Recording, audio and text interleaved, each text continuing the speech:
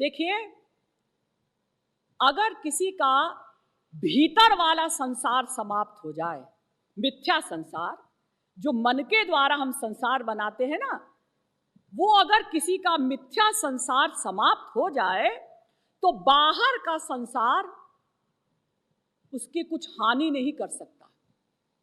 अगर किसी प्रकार से हमारा भीतर का संसार नष्ट हो जाए, चला जाए, समाप्त हो जाए, तो बाहर के संसार से हमारा बाल भी बांका नहीं हो सकता। इसीलिए भरत ही होई न राजमद, विधि हरिहर पद पाय। भरत जी को अगर ब्रह्मा जी, विष्णु जी, शंकर जी की भी सीट मिल जाए तो उनको राज का मद, अहंकार नहीं होगा। क्यों? क्योंकि उनका भीतर का संसार, मन का संसार, मिथ्या संसार समाप्त हो गया है, तो बाहर का संसार उनका कुछ बिगाड़ नहीं सकता। इसीलिए हमारे यहाँ बड़े बड़े संत आए, इसी संसार में रहे, लेकिन उन्होंने सर्वत्र भगवान का ही दर्शन किया। सर्वम खल विदम ब्रह्म, छांदोग्योपनिषद, तीसरे प्रपाठक के 14वें खंड का पहला मंत्र। सब जगह ब्रह्म ब्रह्म ब्रह्म ब्रह्म। ईशावास्यमिदग्वम सर्वम, ईशावास्योपनिषद पहला मंत्र। सब जगह हमारा ईश्वर है, यही संतों को दिखाई देता है। पुरुष एवेदग्वम सर्वम, श्वेताश्वतरोपनिषद तीसरे अध्याय का 15वां मंत्र। पुरुष माने वो भगवान पुरुष, कहीं कहीं उस परम पुरुष को पुरुष भी लिखा गया है वेदों में। तो पुरुष एवेदग्वम सर्वम यद्भूतम यच्च भाव्यम।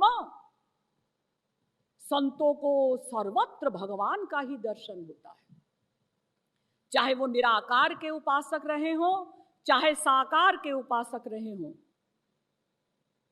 सब जगह संतों ने अपने इष्ट देव का ही अनुभव किया। लेकिन ध्यान दीजिए, अगर किसी का मिथ्या संसार, भीतर का संसार बना हुआ है और बाहर का संसार नष्ट भी कर दिया जाए, समाप्त भी कर दिया जाए, तो भी वो खतरे में है। खतरे की मात्रा में कोई कमी होगी, ये भी कोई श्योरिटी नहीं। जैसे मान लीजिए किसी का बेटा विदेश चला गया है, विलायत चला गया है, अब आप उसको नहीं देख रहे हैं, वो आपके सामने नहीं है। वो अगर वहां मर भी गया हो तो किसी को पता नहीं।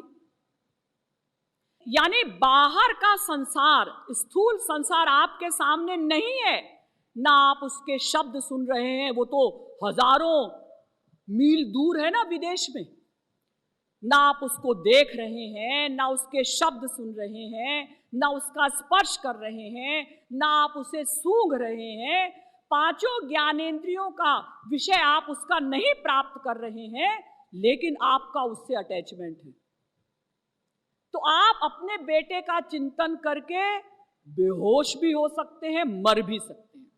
ये देखिए, ये भीतर का संसार, मन का संसार, मिथ्या संसार कितना खतरनाक है कि अगर बाहर का संसार नहीं भी है, समाप्त भी कर दिया गया, तो भी आप खतरे में हैं।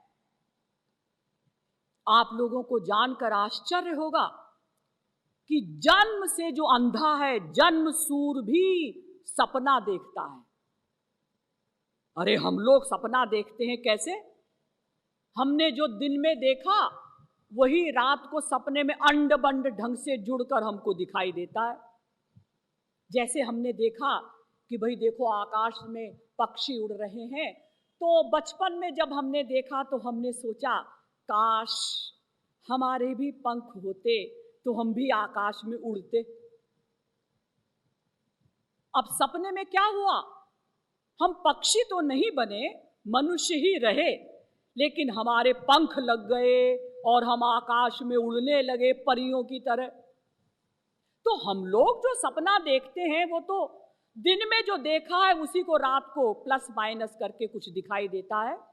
लेकिन जिस व्यक्ति ने जो बचपन से अंधा है, कभी कुछ बाहर का संसार देखा ही नहीं, सत्य संसार को देखा ही नहीं, वो भी सपने देखता है हमारी ही तरह। कैसे? ये मिथ्या संसार का कमाल है, ये मन के संसार का कमाल है। पिछले जन्मों में तो उसने संसार देखा था ना, पूर्व जन्मों में तो उसने ये सत्य संसार देखा था। तो कारण शरीर के साथ संस्कार के रूप में वो संसार साथ में है। हमारे 3 शरीर होते हैं ना, स्थूल शरीर, सूक्ष्म शरीर, कारण शरीर। स्थूल शरीर तो आप देख रहे हैं, सभी जानते हैं। सूक्ष्म शरीर माने जैसे ही एक कान है, कान से हम सुनते हैं, तो क्या ये जो बड़े बड़े कान दिखाई दे रहे हैं इससे सुनाई देता है? ना, इसमें एक इंद्रिय शक्ति है, उससे हमको सुनाई पड़ता है, इस कान से नहीं सुनाई पड़ता। लोगों के बड़े बड़े कान होते हैं, बहरे हो जाते हैं, सुनाई नहीं देता। बड़ी बड़ी आंखें हैं, दिखाई नहीं देता, क्योंकि इंद्रिय जो शक्ति है सूक्ष्म वो नष्ट हो गई है। तो एक तो स्थूल शरीर, दूसरा सूक्ष्म शरीर, और तीसरा है कारण शरीर। मैं तो संक्षेप में आपको ऐसे ही बता दिया, इसका तो बहुत डिटेल है।